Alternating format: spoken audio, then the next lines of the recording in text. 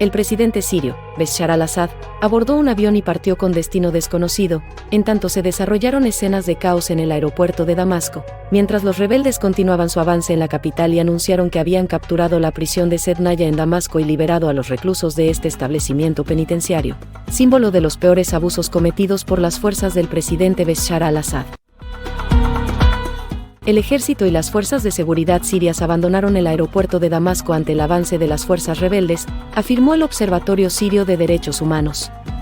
Según fuentes de la ONG con sede en Gran Bretaña, se dio la orden de retirada a oficiales y soldados de las fuerzas gubernamentales. A su vez, Hezbollah está retirando sus fuerzas de las afueras de Damasco y de la región de Homs, oeste de Siria, afirmó una fuente cercana a la organización libanesa aliada del régimen. La organización proiraní ha pedido en las últimas horas a sus combatientes que se retiren de la región de Homs, algunos dirigiéndose hacia Latakia, costa occidental de Siria, y otros hacia la región de Ermel en el Líbano, indicó esta fuente, precisando que los combatientes de Hezbollah también abandonaron sus posiciones en los alrededores de Damasco.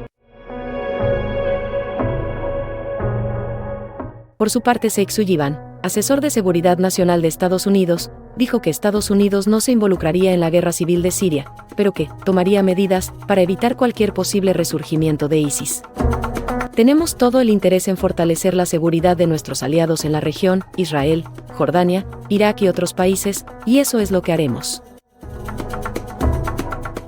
Estos vertiginosos cambios que conmovieron a una región que siempre parece al borde del conflicto marcan cambios importantes en el balance de fuerzas internacional, tema sobre el que hace falta saber más.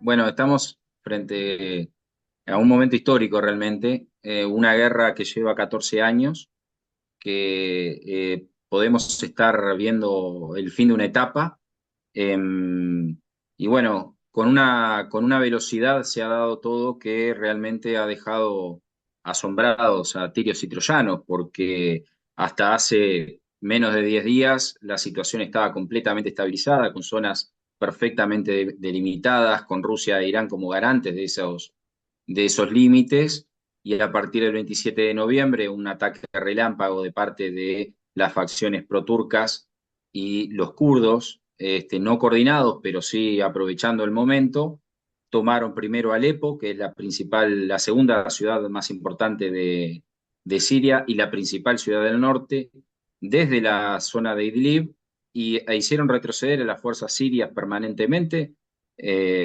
las fuerzas rusas que estaban apoyando y las fuerzas iraníes que también estaban apoyando al ejército árabe sirio, se replegaron, dieron orden de replegarse a sus bases.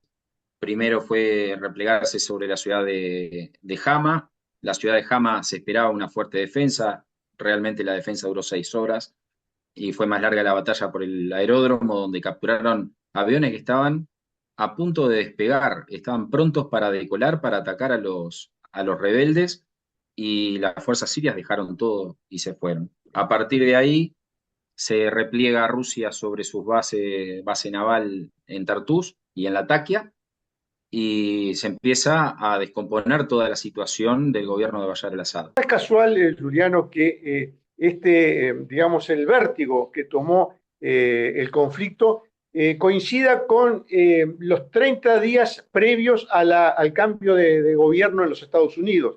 Es decir, el próximo 10 de enero, exactamente dentro de un mes, va a tomar posesión Donald Trump, y al mismo tiempo que esto sucede en Siria, se está hablando de una paz en el Líbano también, con un debilitamiento muy notorio de Hezbollah. Es decir, da la impresión de que el regreso de Donald Trump al gobierno de los Estados Unidos, a la principal potencia militar del mundo, además, está impulsando la búsqueda de una rápida solución, porque todos tenemos la impresión de que si esto no sucede antes del 10 de enero, es decir, si no se liberan los rehenes, si no se encuentra una solución acordada en el Líbano, si esta guerra de Siria no tiene un desenlace, bueno, seguramente Estados Unidos no va a quedar de brazos cruzados en la región.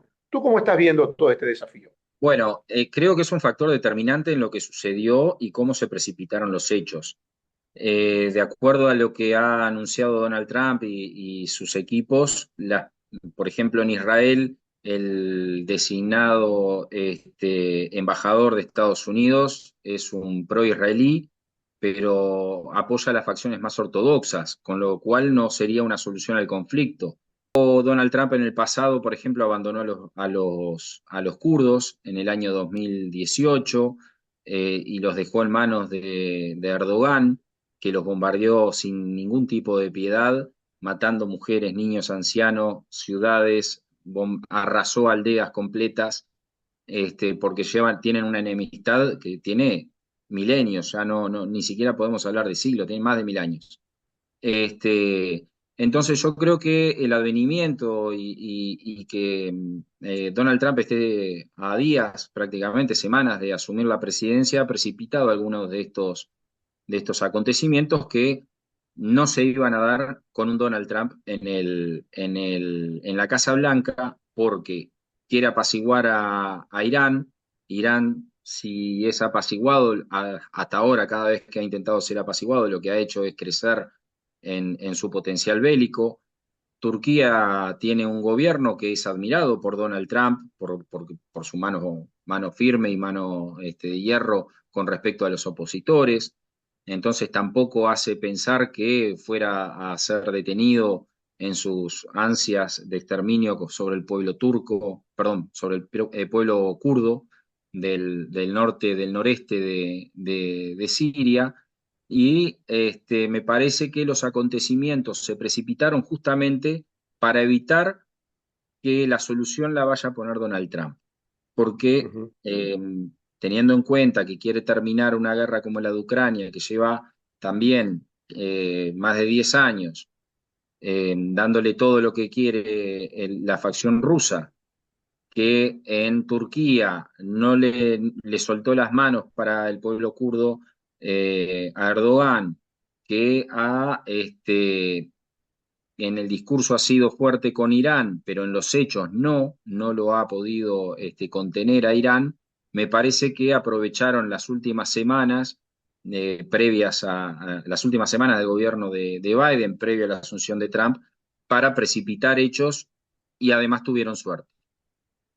Si lo ponemos esto en términos de ganadores y perdedores, tal como sugiere el curso de los acontecimientos, uno podría llegar a la conclusión de que uno de los grandes perdedores es Putin, es Rusia, uno de los ganadores es Turquía, Erdogan, que a su vez es socio de la OTAN y por lo tanto también le da un carácter diferente al conflicto. Es decir, si hay una agresión contra Turquía de algún lado, la OTAN debería reaccionar y ese es un elemento también a tener en cuenta.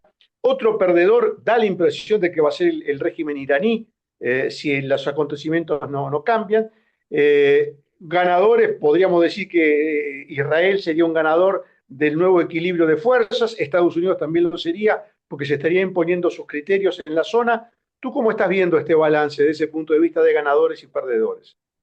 Bueno, vamos primero con los ganadores que me parece que son más fáciles de identificar. Estados Unidos y el gobierno de Biden, en el caso de la caída del gobierno de Bashar al-Assad, va a ser uno de los principales ganadores. Incluso las milicias apoyadas por Estados Unidos en este momento están en las puertas sur de Damasco.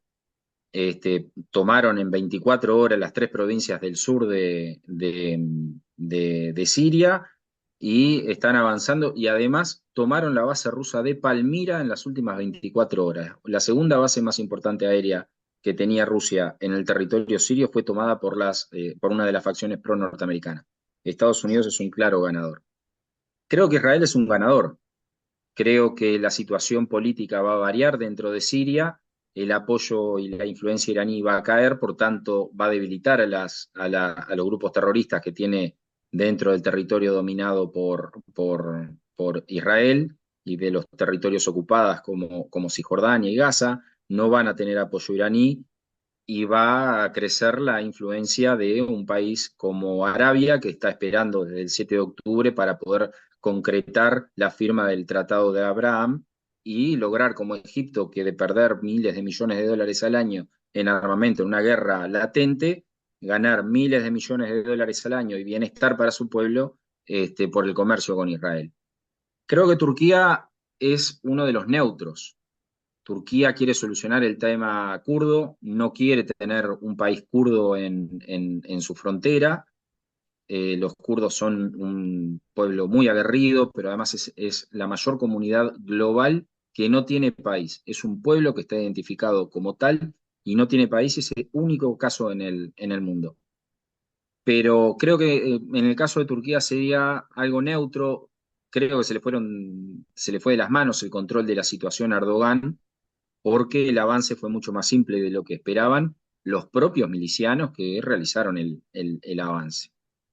Y después en el bando de los perdedores, claramente van a estar Irán, que Irán además en las últimas horas, Ali Khamenei declaró que está cursando un cáncer, con lo cual se dispararon todos los gatillos para una sucesión que puede ser pacífica o no, porque Khamenei quiere poner a su hijo y eso haría que se recordara lo que pasaba con el Shah Pahlavi, y volver a una monarquía y que ya no sea una república islámica, y sino que pase a ser un reino islámico, persa. Tiene problemas internos con los azeríes, tiene problemas internos con ISIS.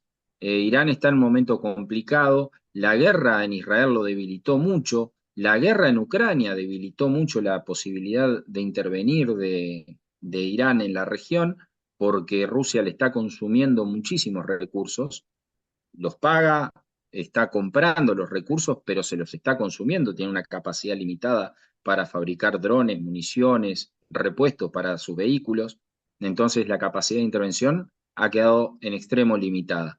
Y el gran perdedor de todo esto es Rusia. Rusia tiene una base naval muy importante en Tartus.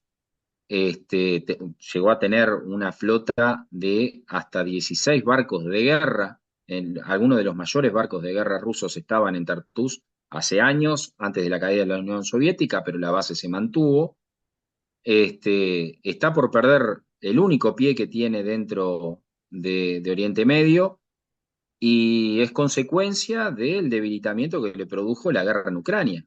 Una guerra que lleva casi 2 años estancada, que no puede avanzar más que avanzar metros pagando en decenas de vidas cada centímetro que ocupa de Ucrania, y que le está haciendo perder poder relativo con respecto al resto de sus aliados, que le va a repercutir incluso a China.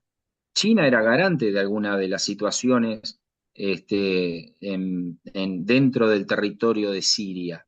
China también pierde aquí, porque la influencia de Estados Unidos, de Turquía, que no es aliado de China, no es aliado de Irán, es aliado de la OTAN, más allá de que es un aliado un poco díscolo de la OTAN, va a ocupar los lugares que entre Estados Unidos y Turquía van a ocupar los lugares que estaba ocupando China. La zona desmilitarizada estaba militarmente garantizada por Irán y por Rusia, desde Idlib hasta Alepo, pero políticamente estaba garantizada por China y eso se cayó. Redondear, porque creo que vamos a llegar al punto que quizás sea el de mayor repercusión en la política mundial ahora y para los próximos años.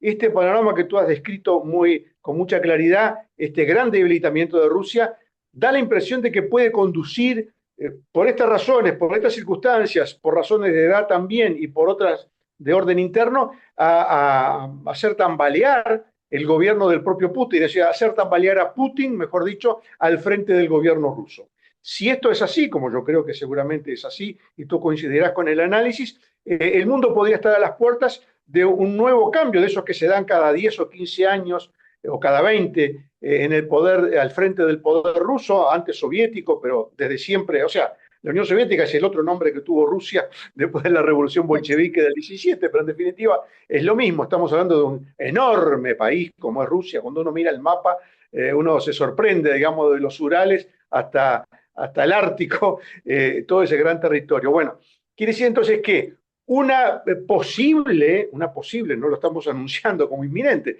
pero un debilitamiento y una posible caída de Putin traería todo un rediseño, no solamente en el mapa de la región del Oriente Medio, sino en el mapa europeo también. ¿Cómo lo ves? Sí, claro, totalmente. Ninguna de las facciones que están luchando en Siria está apoyada por Europa, eso hay que decirlo claramente, más allá de lo político con los kurdos y en parte con el pueblo druso. no hay aviones franceses, británicos, italianos en aguas territoriales sirias o en los cielos sirios bombardeando a nadie. Y la OTAN no ha querido meterse en ese avispero en los últimos 7, 8, 10 años, más que en algún caso muy puntual que se han atacado algún interés específico, particularmente de Francia, porque esa era la zona de influencia francesa después de la caída del Imperio Otomano. No obstante, en Rusia, el desprestigio que le puede llevar a Putin la pérdida de la base naval de Tartus y tener un pie en Oriente Medio, fuera de la caída de un aliado histórico para Rusia y sus intereses, puede tener un tambaleo bastante importante dentro del gobierno y hacer que parte de las Fuerzas Armadas rusas sean removidas de sus cargos, y eso siempre es sangriento en Rusia. La baja de un general nunca termina solamente en la baja de un general, sino que eso cae como si fuera un castillo de naipes y afecta a veces a cientos y a veces a miles de personas. Yo creo que la posición política de Putin es sólida dentro de Rusia, la represión con la que llevan adelante el gobierno es importante y tiene su efecto. No obstante, me parece que va a ser muy difícil de ocultar la pérdida de la base de Tartus, pero siempre ha sido muy hábil Putin desde el año 98, que está en el poder, lleva 26 años en el poder, primero como primer ministro, después como presidente.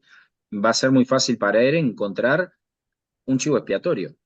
Eh, Dependerá de cómo sea la salida. Si la salida es como fue la salida de Estados Unidos de Saigón o más recientemente de Kabul, de Afganistán, me parece que va a ser muy difícil para Putin justificar, incluso encontrar un chivo expiatorio. Si la salida es más ordenada, como aparentemente está haciendo, porque Rusia se está replegando sobre sus bases y ordenadamente, aparentemente, está saliendo de Siria, ya su personal civil recibió la orden de replegarse. Hay decenas, hay un tránsito permanente entre Tartus y Damasco de helicópteros sacando personal, material y documentación de Rusia.